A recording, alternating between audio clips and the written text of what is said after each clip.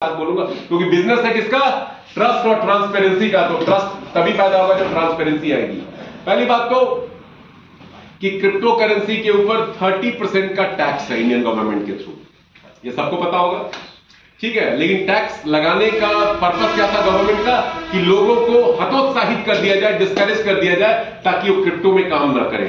क्योंकि बैंक का सारा फंड लोग निकाल रहे थे, एफडी तोड़वा रहे थे, म्यूचुअल फंड में नहीं लगा रहे थे, कई और डेट फंड में पैसा नहीं लगा रहे थे। पैसा कहां जा रहा था? क्रिप्टो में, क्रिप्टोज में जा रहा था पैसा, जो एक बहुत बड़ी चिंता का विषय था। और क्रिप्टो ऐसी इंडस्ट्री है जिसको रेगुलेट करने के लिए कोई अभी बॉडी दुनिया में बनी नहीं और न बन सकती है बड़े पैमाने पे। जैसे फिएट करेंसी को रेगुलेट कराया जाता है, फिएट करेंसी को रेगुलेट करता है ना आरबीआई करता है, गवर्नमेंट करती है, ठीक है। तो एक बहुत बड़ा चिंता का विषय था। तो लोगों को हतोत्साहित डिस्करेज करने के लिए 30% का टैक्स लगा दिया गया।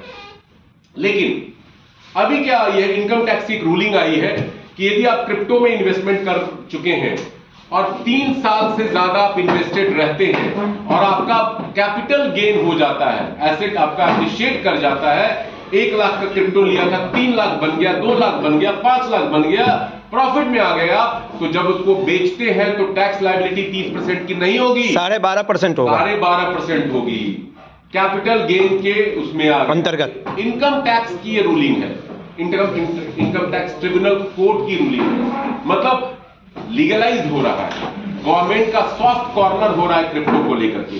30% से सीधा 12.5% आ गया, 3 साल से ऊपर ही दिया। तो दूसरी चीज, FIU फाइनेंशियल इंटेलिजेंस यूनिट, जो ministry of finance government of India के अंतर्गत आता है, उसने बाइनेंस को आज से कुछ महीने पहले बैन कर दिया था, पता है। और कई सारे एक्सचेंजेस को नोटिस भेजा था कि आप हमारे प्रोटोकॉल को, गाइडलाइंस को, रूल रेगुलेशन को इंडियन यूजर के हित में रहते हुए फॉलो करें, नहीं तो हम आपको ऑपरेट नहीं करने देंगे। बाइनेंस का ऐप बंद हो गया, वेबसाइट बंद हो गई, इंडिया में नहीं खुल रहा था, लोग VPN लगा के खोल रहे थे, नए लॉगिन नहीं हो, नए रजिस्ट्रेशन नहीं हो रहे थे सर।